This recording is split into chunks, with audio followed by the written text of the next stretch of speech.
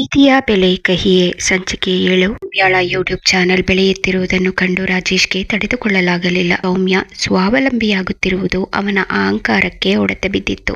ಸೌಮ್ಯಾಳಿಗೆ ಕೆಡುಕು ಮಾಡಲು ಹೊಸ ಸಂಚು ರೂಪಿಸಿದಳು. ಸೌಮ್ಯಾಳ ಸತ್ವ ಪರೀಕ್ಷೆ ಯಶಸ್ಸಿನ ಹಾದಿಯಲ್ಲಿ ಹೊಸ ಅಡೆತಡೆಗಳು ಶುರುವಾಗುವುದರಲ್ಲಿತ್ತು. ಆದರೆ ಅದರ ಅರಿವು ಅವಳಿಗೆ ಇರಲಿಲ್ಲ. ರಾಗಿಣಿ ತನ್ನ ಫ್ರೆಂಡ್ ಮೂಲಕ ಒಬ್ಬ ಹ್ಯಾಕರ್ನನ್ನು ಪರಿಚಯ ಮಾಡಿಕೊಂಡಳು. ನಂತರ ಅವನಿಗೆ ಕಾಲ್ ಮಾಡಿ, ರಾಗಿಣಿ ನೋಡು, ಅವಳು ಆ ಟಿವಿ ಪ್ರೋಗ್ರಾಂನಲ್ಲಿ ಪ್ರಶಸ್ತಿ ಹಿಡಿದು ನಿಲ್ಲೋ ಅಷ್ಟರಲ್ಲಿ ಅವಳ ಯೂಟ್ಯೂಬ್ ಚಾನೆಲ್ ಮಾಯವಾಗಿರಬೇಕು. ಅವಳು ಯಾವ ವಿಡಿಯೋದಿಂದ ಫೇಮಸ್ ಆದಳೋ ಅದೇ ವಿಡಿಯೋಗಳು ಅವಳಿಗೆ ಮುಳುವಾಗಬೇಕು. ಅವಳ ಅಕೌಂಟ್ನಿಂದ ಯಾರಿಗಾದರೂ ಅವಹೇಳನಕಾರಿ ಮೆಸೇಜ್ಗಳನ್ನು ಕಳುಹಿಸು. ಸೌಮ್ಯಾಳ ಅಸಲಿ ಮುಖ ಇದು ಅಂತ ಇಡೀ ಪ್ರಪಂಚಕ್ಕೆ ಗೊತ್ತಾಗಲಿ. ಕೆಲಸ ಆಗುತ್ತೆ ಮೇಡಮ್, ಆದರೆ ಇದಕ್ಕೆ ತುಂಬಾ ಹಣ ಖರ್ಚಾಗುತ್ತೆ. ರಾಗಿಣಿ ಕ್ರೂರವಾಗಿ ನಗುತ್ತಾ, ದುಡ್ಡಿನ ಬಗ್ಗೆ ಯೋಚಿಸಬೇಡ. ರಾಜೇಶ್ ಕಿಸೆಯಲ್ಲಿ ಇನ್ನೂ ಕೋಟಿಗಟ್ಟಲೆ ಹಣ ಇದೆ. ಆ ಸೌಮ್ಯಾಳನ್ನ ಮತ್ತೆ ಬೀದಿಗೆ ತರೋದಕ್ಕೆ ನಾನು ಎಷ್ಟಾದರೂ ಖರ್ಚು ಮಾಡ್ತೀನಿ. ಸೌಮ್ಯಾಳ ಯಶಸ್ಸಿನ ಬುಡಕ್ಕೆ ಕೈ ಹಾಕುವ ರಾಗಿಣಿಯ ಕುತಂತ್ರ ಶುರುವಾಯಿತು. ಕತ್ತಲೆಯಾದ ಒಂದು ರೂಮ್. ರಾಗಿಣಿ ಒಬ್ಬ ಹ್ಯಾಕರ್ ಮುಂದೆ ಕುಳಿತಿದ್ದಾಳೆ. ರಾಗಿಣಿ ನೋಡು, ಅವಳು ಆ ಟಿವಿ ಶೋನಲ್ಲಿ ಮೆರೆಯುತ್ತಿದ್ದಾಳೆ. ಇತ್ತ ಅವಳ ಯೂಟ್ಯೂಬ್ ಚಾನೆಲ್ಗೆ ಲಕ್ಷಾಂತರ ಜನ ಸಬ್ಸ್ಕ್ರೈಬರ್ ಆಗಿದ್ದಾರೆ. ಈ ಚಾನೆಲ್ ಒಂದಿದ್ದರೆ ತಾನೇ ಅವಳು ಇಷ್ಟೊಂದು ಆಡೋದು. ಇದನ್ನ ಇವತ್ತೇ ಇಲ್ಲವಾಗಿಸು. ಹ್ಯಾಕರ್ ಮೇಡಮ್, ಚಾನೆಲ್ ಡಿಲೀಟ್ ಮಾಡೋದಕ್ಕಿಂತ ಹ್ಯಾಕ್ ಮಾಡಿ ಅದರಲ್ಲಿ ಏನಾದ್ರೂ ವಿವಾದಾತ್ಮಕ ವಿಡಿಯೋ ಹಾಕಿದ್ರೆ ಅವಳ ಇಮೇಜ್ ಪೂರ್ತಿ ಮಣ್ಣು ಪಾಲಾಗುತ್ತೆ. ಜನರೇ ಅವಳನ್ನ ದ್ವೇಷಿಸೋಕೆ ಶುರು ಮಾಡ್ತಾರೆ. ರಾಗಿಣಿ ಖುಷಿಯಿಂದ, ಅದೇ ಬೇಕು ನನ್ಗೆ. ಅವಳ ಹೆಸರಲ್ಲಿ ಅಕೌಂಟ್ ಕ್ರಿಯೇಟ್ ಮಾಡಿ ಅದರಲ್ಲಿ ಅವಳು ತನ್ನ ಹಳೆಯ ಕುಟುಂಬದ ಬಗ್ಗೆ, ರಾಜೇಶ್ ಬಗ್ಗೆ ಕೆಟ್ಟದಾಗಿ ಮಾತಾಡೋ ಹಾಗೆ ಏನಾದ್ರೂ ಎಡಿಟ್ ಮಾಡಿ ಹಾಕು. ಜನರಿಗೆ ಅವಳು ಬರೀ ನಾಟಕ ಮಾಡ್ತಿದ್ದಾಳೆ ಅಂತ ಅನ್ನಿಸಬೇಕು. ಅವಳ ಸಬ್ಸ್ಕ್ರೈಬರ್ಸ್ ಎಲ್ಲರೂ ಅವಳನ್ನ ಬಯ್ಯೋ ಹಾಗೆ ಮಾಡು. ಹ್ಯಾಕರ್ ಸೌಮ್ಯಾಳ ಹೆಸರಲ್ಲಿ ಅಕೌಂಟ್ ಕ್ರಿಯೇಟ್ ಮಾಡಿ ಅದರಲ್ಲಿ ಅವಳು ತನ್ನ ಹಳೆಯ ಕುಟುಂಬದ ಬಗ್ಗೆ, ರಾಜೇಶ್ ಬಗ್ಗೆ ಕೆಟ್ಟದಾಗಿ ಮಾತಾಡೋ ಹಾಗೆ ಏನಾದ್ರೂ ಎಡಿಟ್ ಮಾಡಿ ವಿಡಿಯೋಗಳನ್ನು ಹಾಕಿದ. ತನ್ನ ಫೋನ್ ನೋಡಿ ಗಾಬರಿಯಾಗುತ್ತಾಳೆ. ಅವಳ ಚಾನೆಲ್ ನಲ್ಲಿ ಅವಳೇ ಮಾತನಾಡದ ಕೆಲವು ಕೆಟ್ಟ ವಿಡಿಯೋಗಳು ಅಪ್ಲೋಡ್ ಆಗುತ್ತಿವೆ ಮತ್ತು ಕಮೆಂಟ್ ಬಾಕ್ಸ್ ನಲ್ಲಿ ಜನ ಅವಳನ್ನು ಬೈಯುತ್ತಿದ್ದಾರೆ. ಸೌಮ್ಯ ಕಣ್ಣೀರು ಹಾಕುತ್ತಾ, ಅಯ್ಯೋ ದೇವರೇ, ಇದೇನಿದು? ನಾನು ಮಾಡದ ವಿಡಿಯೋಗಳು ನನ್ನ ಚಾನೆಲ್ ನಲ್ಲಿ ಹೇಗೆ ಬಂತು? ಸಾವಿರಾರು ಜನ ನನ್ನನ್ನು ದೂಷಿಸುತ್ತಿದ್ದಾರೆ. ಇಷ್ಟು ದಿನ ನಾನು ಕಷ್ಟಪಟ್ಟು ಸಂಪಾದಿಸಿದ ಗೌರವ ಒಂದೇ ಕ್ಷಣದಲ್ಲಿ ಮಣ್ಣು ಪಾಲಾಯಿದೆ. ವಿಷಯ ತಿಳಿದ ಅನ್ವಿತಾ ಸೌಮ್ಯಾಳ ಮನೆಗೆ ಬರುತ್ತಾಳೆ. ಸೌಮ್ಯ ಮೊದಲು ಕುಸಿದು ಹೋದರು. ಅನ್ವಿತಾ ಅವಳಿಗೆ ಧೈರ್ಯ ತುಂಬುತ್ತಾಳೆ. ಅನ್ವಿತಾ, ಅತ್ತೆ ಗಾಬರಿ ಪಡಬೇಡಿ, ಇದು ಯಾರೋ ಬೇಕಂತಲೇ ಮಾಡಿದ ಸಂಚು. ನಿಮ್ಮ ಚಾನೆಲ್ ಹ್ಯಾಕ್ ಆಗಿದೆ. ಈಗಲೇ ಇದಕ್ಕೆ ಪರಿಹಾರ ಹುಡುಕಬೇಕು. ಅತ್ತೆ ಸುಳ್ಳು ಕೂಗಾಡುತ್ತೆ, ಆದ್ರೆ ಸತ್ಯ ಮೌನವಾಗಿದ್ದರೂ ಪ್ರಭಾವಶಾಲಿ. ನಾವು ಮಾತುಗಳಿಗಿಂತ ಕೃತಿಯಲ್ಲಿ ಉತ್ತರ ಕೊಡೋಣ. ಸೋಷಿಯಲ್ ಮೀಡಿಯಾ ಮೂಲಕ ಸ್ಪಷ್ಟನೆ. ಸೌಮ್ಯ ತನ್ನ ಇನ್ನೊಂದು ಸಣ್ಣ ಇನ್ಸ್ಟಾಗ್ರಾಮ್ ಮತ್ತು ಫೇಸ್ಬುಕ್ ಮೂಲಕ ಲೈವ್ ಬಂದು, ನನ್ನ ಚಾನೆಲ್ ಹ್ಯಾಕ್ ಆಗಿದೆ, ದಯವಿಟ್ಟು ಅದರಲ್ಲಿ ಬರುವ ವಿಡಿಯೋಗಳನ್ನು ನಂಬಬೇಡಿ. ನಾನು ಇದರ ಬಗ್ಗೆ ಸೈಬರ್ ಕ್ರೈಮ್ಗೆ ದೂರು ನೀಡುತ್ತಿದ್ದೇನೆ ಎಂದು ಜನರಿಗೆ ತಿಳಿಸಿದಳು. ಅನ್ವಿತಾಳ ಸಹಾಯದಿಂದ ಸೌಮ್ಯ ಸೈಬರ್ ಕ್ರೈಮ್ ಪೊಲೀಸ್ ಠಾಣೆಗೆ ಹೋಗಿ ದೂರು ನೀಡುತ್ತಾಳೆ. ಸೈಬರ್ ಕ್ರೈಮ್ ಪೊಲೀಸ್ ಠಾಣೆಯ ಸೈಬರ್ ಕ್ರೈಮ್ ಆಫೀಸ್ನಲ್ಲಿ ಸೌಮ್ಯ, ಅನ್ವಿತಾ ಇನ್ಸ್ಪೆಕ್ಟರ್ ಎದುರು ಕುಳಿತಿದ್ದಾರೆ. ಇನ್ಸ್ಪೆಕ್ಟರ್ ಕಂಪ್ಯೂಟರ್ ಸ್ಕ್ರೀನ್ ನೋಡುತ್ತಿದ್ದಾರೆ. ಇನ್ಸ್ಪೆಕ್ಟರ್, ನೋಡಿ ಸೌಮ್ಯ ಅವರೇ, ನೀವು ದೂರು ನೀಡಿದ್ದು ಸರಿಯಾಯಿತು. ನಿಮ್ಮ ಚಾನೆಲ್ ಹ್ಯಾಕ್ ಆಗಿರೋದು ನಿಜ. ಯಾರೋ ಒಬ್ಬ ಪ್ರೊಫೆಷನಲ್ ಹ್ಯಾಕರ್ ಮೂಲಕ ಈ ಕೆಲಸ ಮಾಡಿಸಿದ್ದಾರೆ. ಅನ್ವಿತಾ, ಸರ್, ಆ ಹ್ಯಾಕರ್ ಯಾರು ಅಂತ ಪತ್ತೆ ಹಚ್ಚೋಕೆ ಸಾಧ್ಯನಾ? ಅವನು ನನ್ನ ಅತ್ತೆಯ ಇಷ್ಟು ವರ್ಷದ ಕಷ್ಟವನ್ನು ಅದೇ ಕ್ಷಣದಲ್ಲಿ ಹಾಳು ಮಾಡಿದ್ದಾನೆ. ಇನ್ಸ್ಪೆಕ್ಟರ್, ಖಂಡಿತ ಸಾಧ್ಯ. ನಮ್ಮ ಟೀಮ್ ಈಗಾಗಲೇ IP ಅಡ್ರೆಸ್ ಟ್ರ್ಯಾಕ್ ಮಾಡಿದೆ. ಈ ಹ್ಯಾಕಿಂಗ್ ನಡೆದಿದ್ದು ಬೆಂಗಳೂರಿನ ಒಂದು ಸಣ್ಣ ಕೆಫೆಯಿಂದ. ಅಲ್ಲಿನ CCTV ಚೆಕ್ ಮಾಡಿದೀವಿ. ಒಬ್ಬ ಹುಡುಗ ಇದನ್ನು ಮಾಡಿದ್ದಾನೆ. ಪೊಲೀಸರು ಆ ಹ್ಯಾಕರ್ ಇರುವ ಜಾಗವನ್ನು ಪತ್ತೆ ಹಚ್ಚಿದ ನಂತರ ಅವನನ್ನು ಪೊಲೀಸ್ ಠಾಣೆಗೆ ಕರೆದುಕೊಂಡು ಬರುತ್ತಾರೆ. ಅನ್ವಿತಾ ಮತ್ತು ಸೌಮ್ಯ ಮತ್ತೆ ಠಾಣೆಗೆ ಬರುತ್ತಾರೆ. ಇನ್ಸ್ಪೆಕ್ಟರ್, ಸೌಮ್ಯ ಅವರೇ, ನಿಮ್ಮ ಹೆಸರಲ್ಲಿ ನಕಲಿ ಅಕೌಂಟ್ ಕ್ರಿಯೇಟ್ ಮಾಡಿದ ಆ ಹುಡುಗನನ್ನು ನಾವು ಈಗಾಗಲೇ ವಶಕ್ಕೆ ಪಡೆದಿದ್ದೇವೆ. ಅವನ ಫೋನ್ ಚೆಕ್ ಮಾಡಿದಾಗ ನಮಗೆ ಆಶ್ಚರ್ಯ ಕಾದಿತ್ತು. ಅವನಿಗೆ ಈ ಕೆಲಸ ಮಾಡೋಕೆ ದೊಡ್ಡ ಮೊತ್ತದ ಹಣ ಟ್ರಾನ್ಸ್ಫರ್ ಆಗಿದೆ. ಅದು ಯಾರ ಅಕೌಂಟ್ ನಿಂದ ಬಂದಿದೆ ಗೊತ್ತಾ? ಸೌಮ್ಯ, ಯಾರಿಂದ ಸರ್? ಇನ್ಸ್ಪೆಕ್ಟರ್, ರಾಗಿಣಿ ಎಂಬುವವರ ವೈಯಕ್ತಿಕ ಬ್ಯಾಂಕ್ ಅಕೌಂಟ್ ನಿಂದ. ಅಷ್ಟೇ ಅಲ್ಲ, ಹ್ಯಾಕ್ ಮಾಡಿದ ತಕ್ಷಣ ಅವಳಿಗೆ ಪರ್ಮಿಷನ್ ಮೆಸೇಜ್ ಕೂಡ ಹೋಗಿದೆ. ಸೌಮ್ಯ, ರಾಗಿಣಿನ ಅವಳು ಇಷ್ಟೊಂದು ಕೆಳಮಟ್ಟಕ್ಕೆ ಇಳಿಯುತ್ತಾಳೆ ಅಂತ ನಾನು ಅಂದುಕೊಂಡಿರಲಿಲ್ಲ. ನನ್ನ ಜೀವನ ಕಿತ್ತುಕೊಂಡಿದ್ದು ಸಾಲದು ಅಂತ ನನ್ನ ಮೇಲೆ ಇಷ್ಟೆಲ್ಲ ಸಂಚು ಮಾಡಿದ್ದಾಳ. ಅನ್ವಿತಾ, ಇನ್ಸ್ಪೆಕ್ಟರ್ ಸರ್, ಈಗ ಇವರ ಮೇಲೆ ಕ್ರಮ ತಗೋಬಹುದಾ? ಅತ್ತೆಯ ಚಾನೆಲ್ ವಾಪಸ್ ಸಿಗುತ್ತಾ? ಖಂಡಿತ. ಚಾನೆಲ್ ರಿಕವರಿ ಮಾಡೋಕೆ ನಾವು ಯೂಟ್ಯೂಬ್ ಟೀಮ್ಗೆ ರಿಕ್ವೆಸ್ಟ್ ಕಳಿಸಿದ್ದೇವೆ. ಇನ್ನು ರಾಗಿಣಿ ವಿಷಯಕ್ಕೆ ಬಂದರೆ ಇದು ಕ್ರಿಮಿನಲ್ ಅಫೆನ್ಸ್. ಈಗಲೇ ನಾವು ಅವಳನ್ನ ಅರೆಸ್ಟ್ ಮಾಡಬೇಕಾಗುತ್ತೆ.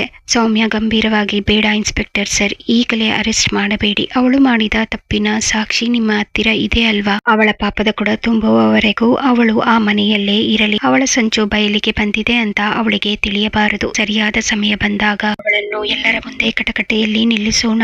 ಇನ್ಸ್ಪೆಕ್ಟರ್, ನಿಮ್ಮ ತಾಳ್ಮೆ ದೊಡ್ಡದು ಸೌಮ್ಯ ಅವರೇ. ಸರಿ, ನೀವು ಹೇಳಿದಂತೆ ಆಗಲಿ. ಸಾಕ್ಷಿಗಳು ನಮ್ಮ ಹತ್ತಿರ ಭದ್ರವಾಗಿವೆ. ಸೌಮ್ಯಾಳ ನಿಜವಾದ ಅಭಿಮಾನಿಗಳು ಅವಳ ಪರವಾಗಿ ನಿಂತು ನಾವು ಸೌಮ್ಯ ಅವರಿಗೆ ಸಪೋರ್ಟ್ ಮಾಡುತ್ತೇವೆ ಎಂಬ ಹ್ಯಾಶ್ ಟ್ಯಾಗ್ ಶುರು ಮಾಡಿದರು. ರಾಗಿಣಿಯ ಸಂಚು ಉಲ್ಟಾ ಹೊಡೆಯುತ್ತದೆ. ಸೌಮ್ಯ ತನ್ನ ಮುಂದಿನ ವಿಡಿಯೋದಲ್ಲಿ ಹ್ಯಾಕರ್ ಬಗ್ಗೆ ಹಾಗೂ ಅವನಿಗೆ ಹಣ ವರ್ಗಾವಣೆ ಮಾಡಿದ ಪುರಾವೆಯನ್ನು ಬಹಿರಂಗಪಡಿಸಿ ನನ್ನನ್ನು ತುಳಿಯಲು ಹೋದವರು ತಾವೇ ಹಳ್ಳಕ್ಕೆ ಬಿದ್ದರು ಎಂದು ಸಾರುವ ಮೂಲಕ ರಾಗಿಣಿಗೆ ತಕ್ಕ ಪಾಠ ಕಲಿಸಿದಳು. ರಾಗಿಣಿಗೆ ಸೌಮ್ಯ ಪೊಲೀಸ್ ಕಂಪ್ಲೇಂಟ್ ಕೊಟ್ಟಿದ್ದಾಳೆ ಎಂಬ ವಿಷಯ ತಿಳಿದು ಒಳಗೊಳಗೆ ಭಯ ಶುರುವಾಗುತ್ತದೆ. ಆದರೆ ಹ್ಯಾಕರ್ ಸಿಕ್ಕಿ ಬಿದ್ದಿದ್ದಾನೆ ಎಂಬುದು ಅವಳಿಗೆ ತಿಳಿದಿರುವುದಿಲ್ಲ. ಸೌಮ್ಯ ತನ್ನ ಹ್ಯಾಕ್ ಆಗಿದ್ದ ಚಾನೆಲ್ ಅನ್ನು ಯಶಸ್ವಿಯಾಗಿ ವಾಪಸ್ ಪಡೆದ ನಂತರ ಸೌಮ್ಯ ಕ್ಯಾಮೆರಾ ಮುಂದೆ ಅತ್ಯಂತ ಗಂಭೀರವಾಗಿ ಮತ್ತು ಆತ್ಮವಿಶ್ವಾಸದಿಂದ ಕುಳಿತಿದ್ದಾಳೆ. ಲೈವ್ ವಿಡಿಯೋ ಶುರುವಾಗುತ್ತದೆ. ಸಾವಿರಾರು ಜನ ಕ್ಷಣಾರ್ಧದಲ್ಲಿ ಜಾಯಿನ್ ಆಗುತ್ತಾರೆ. ಸೌಮ್ಯ ಕೈ ಮುಗಿದು, ನಮಸ್ಕಾರ ನನ್ನೆಲ್ಲ ಪ್ರೀತಿಯ ವೀಕ್ಷಕರಿಗೆ. ಕಳೆದ 2 ದಿನಗಳಿಂದ ಈ ಚಾನೆಲ್ ನಲ್ಲಿ ನಡೆದ ಬೆಳವಣಿಗೆಗಳನ್ನು ನೋಡಿ ನೀವೆಲ್ಲರೂ ಆಘಾತಕ್ಕೊಳಗಾಗಿದ್ದೀರಿ ಅಂತ ನನಗೆ ಗೊತ್ತು. ನನಗೂ ಅಷ್ಟೇ ನೋವಾಗಿತ್ತು. ನಾನು ಮಾಡದ ವಿಡಿಯೋಗಳು, ನಾನು ಆಡದ ಮಾತುಗಳು ಇಲ್ಲಿ ಕೇಳಿ ಬಂದಿದ್ದವು. ನನ್ನ ಚಾನೆಲ್ ಹ್ಯಾಕ್ ಆಗಿತ್ತು. ವೀಕ್ಷಕರ ಕಮೆಂಟ್ಗಳು ವೇಗವಾಗಿ ಓಡುತ್ತವೆ. ನಮಗೂ ಗೊತ್ತಿತ್ತು ಸೌಮ್ಯ ಮೇಡಮ್, ನೀವು ಹಾಗೆ ಮಾಡಲ್ಲ ಅಂತ. ಯಾರು ಹೀಗೆ ಮಾಡಿದ್ದು? ಸೌಮ್ಯ ಒಂದು ಕಾಗದ ಮತ್ತು ಫೋನ್ ತೋರಿಸುತ್ತಾ, ನೋಡಿ, ಸತ್ಯ ಯಾವತ್ತೂ ಅಡಗಿರಲ್ಲ. ನನ್ನನ್ನು ಬೆಳೆಸಿದ ನೀವು ನನ್ನ ಪರವಾಗಿ ನಿಂತಿದ್ದಕ್ಕೆ ಧನ್ಯವಾದಗಳು. ಆದರೆ ನನ್ನನ್ನು ತುಳಿಯಬೇಕು ಅಂತ ಮಾಡಿದವರು ಯಾರು ಅಂತ ತಿಳಿಸುವುದಕ್ಕೆ ನಾನು ಬಂದಿದ್ದೇನೆ. ಯಾರದೋ ಹೆಸರು ಹಾಳು ಮಾಡೋಕೆ ಇಷ್ಟ ಇಲ್ಲ. ಆದರೆ ಅವರಿಂದ ನಮಗೆ ಪದೇ ತೊಂದರೆ ಆಗ್ತಿದೆ ಅಂದ್ಮೇಲೆ ನಾವು ಮೌನವಾಗಿರೋದು ಸರಿಯಲ್ಲ ಅನ್ನಿಸ್ತು. ಹೆಣ್ಣು ಮಕ್ಕಳು ಇಂತಹ ಕುತಂತ್ರಿಗಳಿಂದ ಹೇಗೆ ಎಚ್ಚರವಾಗಿರಬೇಕು ಅಂತ ಹೇಳೋಕೆ ಬಂದಿದ್ದೀನಿ. ಸೌಮ್ಯ ಹ್ಯಾಕರ್ ಜೊತೆಗಿನ ರಾಗಿಣಿಯ ಹಣದ ವ್ಯವಹಾರದ ಸ್ಕ್ರೀನ್ ಶಾಟ್ ಮತ್ತು ಪೊಲೀಸ್ ವರದಿಯ ಪ್ರತಿಯನ್ನು ಕ್ಯಾಮೆರಾ ಹತ್ತಿರ ತೋರಿಸುತ್ತಾಳೆ. ಸೌಮ್ಯ, ಇದು ಸೈಬರ್ ಕ್ರೈಮ್ ಪೊಲೀಸರು ನನಗೆ ಕೊಟ್ಟಿರುವ ಸಾಕ್ಷಿ. ನನ್ನ ಸಂಸಾರವನ್ನು ಹಾಳು ಮಾಡಿ ಅವಳಿಗೋಸ್ಕರ ನನ್ನನ್ನು ಮನೆಯಿಂದ ಹೊರ ಹಾಕಿದ ನನ್ನ ಗಂಡ. ಇದಕ್ಕೆ ಕಾರಣ ಒಬ್ಬ ಮಹಿಳೆ. ಈಗ ನನ್ನ ಈ ಪುಟ್ಟ ಯಶಸ್ಸನ್ನು ನೋಡಿ ಸಹಿಸಿಕೊಳ್ಳಲಾಗದೆ ಮೂಲಕ ಈ ಕೃತ್ಯ ಮಾಡಿಸಿದ್ದಾಳೆ. ಹೌದು, ಅವಳು ಬೇರೆ ಯಾರು ಅಲ್ಲ, ನನ್ನ ಪತಿ ರಾಜೇಶ್ ಅವರ ಗರ್ಲ್ ಫ್ರೆಂಡ್ ರಾಗಿಣಿ. ರಾಜೇಶ್ ಮತ್ತು ಮನೆಯವರು ಟಿವಿಯಲ್ಲಿ ಈ ಲೈವ್ ವಿಡಿಯೋ ತಿರುತ್ತಾರೆ. ರಾಜೇಶ್ ಆಘಾತದಿಂದ ಎದ್ದು ನಿಲ್ಲುತ್ತಾನೆ. ಸೌಮ್ಯ ಟಿವಿಯಲ್ಲಿ ಮುಂದುವರಿಯುತ್ತಾ, ರಾಗಿಣಿಯವರೇ, ಈ ವಿಡಿಯೋ ನೀವು ನೋಡ್ತಿದ್ದೀರಾ ಅಂತ ನನಗೆ ಗೊತ್ತು. ನೀವು ಕಳಿಸಿದ ಹ್ಯಾಕರ್ ಈಗ ಪೊಲೀಸ್ ವಶದಲ್ಲಿದ್ದಾನೆ. ನೀವು ಅವನಿಗೆ ಹಣ ವರ್ಗಾವಣೆ ಮಾಡಿದ ಎಲ್ಲ ಸಾಕ್ಷ್ಯಗಳು ನನ್ನ ಕೈಲಿವೆ. ನನ್ನನ್ನು ಅಸಹಾಯಕಳು ಅಂತ ಬೀದಿಗೆ ಹಾಕಿದ್ರಿ. ಇವತ್ತು ಜನ ನನ್ನನ್ನು ಕೈ ಹಿಡಿದು ನಡೆಸುತ್ತಿದ್ದಾರೆ. ನನ್ನ ಹೆಸರಿಗೆ ಮಸಿ ಬಳಿಯುವ ನಿಮ್ಮ ಪ್ರಯತ್ನ ನಿಮ್ಮ ಬುಡಕ್ಕೆ ಬಂದಿದೆ. ಈಗ ಹೇಳಿ, ನಿಜವಾಗಿ ಸೋತವರು ಯಾರು? ರಾಗಿಣಿಗೆ ಕಾಲ್ ಮಾಡಿ ಸಿಟ್ಟಿನಿಂದ, ರಾಗಿಣಿ, ಇದೆಲ್ಲ ನಿಜಾನಾ? ನೀನು ಇಷ್ಟೊಂದು ಕೀಳು ಮಟ್ಟಕ್ಕೆ ಇಳಿತೀಯಾ ಅಂತ ನಾನು ಅಂದುಕೊಂಡಿರಲಿಲ್ಲ. ನಿನ್ಗೆ ನಾಚಿಕೆ ಆಗಲ್ವಾ? ಅವಳಿಗೆ ಏನು ಮಾಡಬೇಕು ಎಂದು ನನಗೆ ಗೊತ್ತಿತ್ತು. ಆದರೆ ನೀನು ನನಗೆ ಒಂದು ಮಾತು ಹೇಳದೆ ದುಡುಕಿದೆ. ರಾಗಿಣಿ ತಡಬಡಿಸುತ್ತಾ, ಇಲ್ಲ ರಾಜೇಶ್, ಅವಳು ಸುಳ್ಳು ಹೇಳ್ತಿದ್ದಾಳೆ. ಅದೆಲ್ಲ ಫೇಕ್ ಸಾಕ್ಷಿಗಳು. ಸೌಮ್ಯ ಲೈವ್ ಅಲ್ಲೇ ತನ್ನ ಮಾತು ಮುಂದುವರಿಸುತ್ತಾ, ಕೊನೆಯದಾಗಿ ಒಂದೇ ಮಾತು, ಈ ವಿಷಯವನ್ನು ನಾನು ಇಲ್ಲಿಗೆ ಬಿಡುತ್ತಿದ್ದೇನೆ. ಮತ್ತೆ ನನಗೆ ತೊಂದರೆ ಕೊಡಲು ಬಂದರೆ ಕಾನೂನು ತನ್ನ ಕ್ರಮ ಕೈಗೊಳ್ಳುತ್ತೆ. ನನ್ನ ಚಾನೆಲ್ ಈಗ ನನ್ನ ಕೈಲಿದೆ. ನಿಮ್ಮ ಪ್ರೀತಿ ನನ್ನ ಜೊತೆಗಿದೆ. ಇನ್ನು ಮುಂದೆ ಸೌಮ್ಯಾಳ ಹಾದಿ ಗೆಲುವಿನ ಹಾದಿ ಮಾತ್ರ. ಧನ್ಯವಾದಗಳು. ಅನ್ವಿತಾ ಅತ್ತೆಯ ಪರವಾಗಿ ನಿಲ್ಲುತ್ತಾ ರಾಜೇಶ್ಗೆ ಮೆಸೇಜ್ ಮಾಡುತ್ತಾಳೆ. ಮಾಮ, ಅತ್ತೆ ನಿಮ್ಮನ್ನ ದೇವರಂತೆ ಪೂಜಿಸಿದರು. ಆದರೆ ನೀವು ಆ ದೇವಸ್ಥಾನದ ಪಾವಿತ್ರತೆಯನ್ನೇ ಹಾಳು ಮಾಡಿದ್ದೀರಿ. ಇನ್ಮೇಲೆ ಅತ್ತೆ ಕೇವಲ ಸೌಮ್ಯವಾಗಿ ಇರಲ್ಲ, ಸಬಲೆಯಾಗಿ ಇರುತ್ತಾರೆ. ಮೆಸೇಜ್ ಓದಿದ ರಾಜೇಶ್ಗೆ ಅನ್ವಿತಾ ಮೇಲಿನ ಕೋಪ ಹೆಚ್ಚಾಗುತ್ತದೆ. ಲೈವ್ ಸ್ಟ್ರೀಮ್ ಯಾವುದೇ ಮುನ್ಸೂಚನೆ ನೀಡದೆ ಸತತ 3 ಗಂಟೆಗಳ ಕಾಲ ತನ್ನ ಮನೆಯಲ್ಲೇ ಲೈವ್ ಬರುತ್ತಾಳೆ. ತನ್ನ ಚಾನೆಲ್ ನಲ್ಲಿ ಅವಳು ಕೇವಲ ಅಡುಗೆ ಮಾಡುವುದನ್ನು ತೋರಿಸದೆ ನನ್ನ ಪಯಣ ಮತ್ತು ಅಡೆತಡೆಗಳು ಎಂಬ ವಿಶೇಷ ವಿಡಿಯೋ ಮಾಡಿ ತನಗೆ ಬಂದ ಬೆದರಿಕೆಗಳು ಮತ್ತು ಆದ ಅವಮಾನಗಳನ್ನು ಹಂಚಿಕೊಳ್ಳುತ್ತಾಳೆ. ಇದು ವೀಕ್ಷಕರಲ್ಲಿ ಅವಳ ಬಗ್ಗೆ ಇದ್ದ ಗೌರವವನ್ನು ನೂರ್ಮಡಿಗೊಳಿಸುತ್ತದೆ. ಸೌಮ್ಯಾಳನ್ನು ಕೆಳಗೆ ಬೀಳಿಸಲು ಹೋದ ರಾಗಿಣಿ ದಿನ ಮುಂದೆ ನಾಚಿಕೆ ಪಡುವಂತಾಗುತ್ತದೆ. ಸೌಮ್ಯಾಳ ಚಾನೆಲ್ಗೆ ಮೊದಲಿಗಿಂತ ಹೆಚ್ಚಿನ ಬೆಂಬಲ ಸಿಗುತ್ತದೆ. ಜನ ಅವಳನ್ನು ದಿಟ್ಟ ಮಹಿಳೆ ಎಂದು ಕರೆಯಲು ಶುರು ಮಾಡುತ್ತಾರೆ. ಕೃಷ್ಣ ಆಫೀಸ್. ರಾಗಿಣಿ ತನ್ನ ಬ್ಯಾಗ್ ಎತ್ತಿಕೊಳ್ಳುತ್ತಾ ಅಳುತ್ತಿರುವಂತೆ ನಟಿಸುತ್ತಿದ್ದಾಳೆ. ರಾಜೇಶ್ ಅವಳನ್ನು ತಡೆಯಲು ಪ್ರಯತ್ನಿಸುತ್ತಿದ್ದಾನೆ. ರಾಜೇಶ್, ರಾಗಿಣಿ ನಿಲ್ಲು, ಇಲ್ಲಿಗೆ ಹೋಗ್ತಿದೀಯಾ?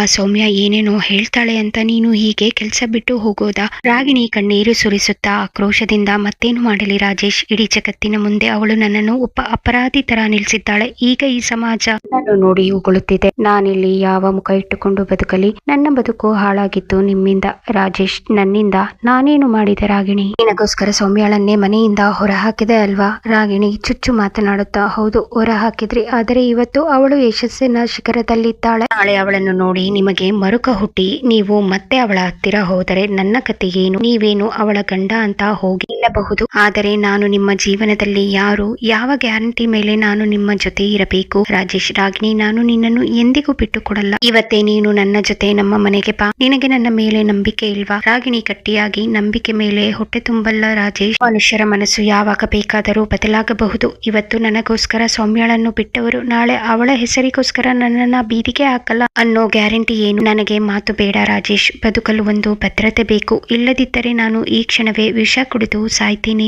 ಕಾಪರಿಯಿಂದ ವಿಷ ಅನ್ನೋ ಮಾತು ಬೇಡ ರಾಗಿಣಿ. ನೋಡು, ನಾಳೆನೆ ನಾನು ಡೈವರ್ಸ್ಗೆ ಅಪ್ಲೈ ಮಾಡ್ತೀನಿ. ಸೌಮ್ಯಾಳಿಂದ ಡೈವರ್ಸ್ ಸಿಕ್ಕಿದ ತಕ್ಷಣ ನಿನ್ನ ಮದುವೆ. ಇಲ್ಲಿಯವರೆಗೆ ನೀನು ನನ್ನ ಜೊತೆ ನನ್ನ ಮನೆಯಲ್ಲೇ ಇರು. ನಿನಗೆ ಇನ್ನು ನಂಬಿಕೆ ಬರಬೇಕು ಅಂದ್ರೆ ನಾನು ಏನು ಮಾಡಬೇಕು ಹೇಳು? ನಿನಗೆ ಏನು ಬೇಕು ಹೇಳು? ರಾಗಿಣಿ ತನ್ನ ಅಸಲಿ ಆಸೆಯನ್ನು ಹೊರ ಹಾಕುತ್ತಾ, ನನಗೆ ನಿಮ್ಮ ಈ ಮನೆ ಮತ್ತು ಆಸ್ತಿಯ ಮೇಲೆ ಹಕ್ಕು ಬೇಕು. ನಿಮ್ಮ ಎಲ್ಲಾ ಆಸ್ತಿಯನ್ನು ನನ್ನ ಹೆಸರಿಗೆ ಬರೆಯಿರಿ. ಆಗ ಮಾತ್ರ ನನಗೆ ನಂಬಿಕೆ ಬರುತ್ತೆ ನೀವು ನನ್ನನ್ನು ಬಿಟ್ಟು ಹೋಗಲ್ಲ ಅಂತ. ನನ್ನನ್ನು ಪ್ರೀತಿಸೋದು ನಿಜವಾಗಿದ್ದರೆ ಈ ಆಸ್ತಿ ನಿಮಗೆ ದೊಡ್ಡದಲ್ಲ ಅಲ್ವಾ? ರಾಜೇಶ್ ಸ್ವಲ್ಪ ಯೋಚಿಸಿ ಭಾವನಾತ್ಮಕವಾಗಿ ಸೋಲುತ್ತಾ, ಸರಿ ರಾಗಿಣಿ, ನಿನ್ನ ಪ್ರೀತಿಗಿಂತ ಈ ಆಸ್ತಿ ನನಗೆ ದೊಡ್ಡದಲ್ಲ. ನೀನು ನನ್ನನ್ನು ಬಿಟ್ಟು ಹೋಗಬೇಡ. ಸಾಯೋ ಮಾತು ಆಡ್ಬೇಡ. ಸದ್ಯದಲ್ಲೇ ಲಾಯರ್ ಕರೆಸಿ ನನ್ನ ಹೆಸರಲ್ಲಿರೋ ಈ ಮನೆ ಮತ್ತು ಎಲ್ಲ ಆಸ್ತಿಯನ್ನು ನಿನ್ನ ಹೆಸರಿಗೆ ಗಿಫ್ಟ್ ಡೀಡ್ ಬರೆದು ಕೊಡ್ತೀನಿ. ಇದು ನನ್ನ ಪ್ರೀತಿಗೆ ಸಾಕ್ಷಿ. ನಿನಗೆ ಗ್ಯಾರಂಟಿ. ರಾಗಿಣಿ ಮನಸ್ಸಲ್ಲೇ ಕ್ರೂರವಾಗಿ ನಗುತ್ತಾಳೆ. ಅವಳ ಕಣ್ಣೀರು ಮಾಯವಾಗಿ ಗೆಲುವಿನ ಮಿಂಚು ಕಾಣಿಸುತ್ತದೆ. ಮುಂದೇನು? ರಾಜೇಶ್ ತನ್ನ ಆಸ್ತಿಯನ್ನೆಲ್ಲ ರಾಗಿಣಿ ಹೆಸರಿಗೆ ಬರೆಯುತ್ತಾನಾ? ತಿಳ್ಕೋಬೇಕಾ? ಕತೆಗಾಗಿ ಕಮೆಂಟ್ ಮಾಡಿ. ನಿಮ್ಮ ಆಲೋಚನೆಗಳನ್ನು ಹಂಚಿಕೊಳ್ಳಿ. ಈ ಕತೆ ಹೇಗೆ ಅನಿಸಿತು ಎಂಬುದನ್ನು ಕಮೆಂಟ್ ವಿಭಾಗದಲ್ಲಿ ತಿಳಿಸಿ. ಇಷ್ಟ ಆದ್ರೆ ಲೈಕ್ ಮಾಡಿ. ಮಿಸ್ ಮಾಡದೆ ಕನ್ನಡ ಕವನಗಳು ಹಾಗೂ ಕತೆಗಳಿಗಾಗಿ ನಮ್ಮ ಚಾನೆಲ್ಗೆ ಸಬ್ಸ್ಕ್ರೈಬ್ ಮಾಡಿ. ನಿಮ್ಮ ಬೆಂಬಲಕ್ಕೆ ಧನ್ಯವಾದಗಳು.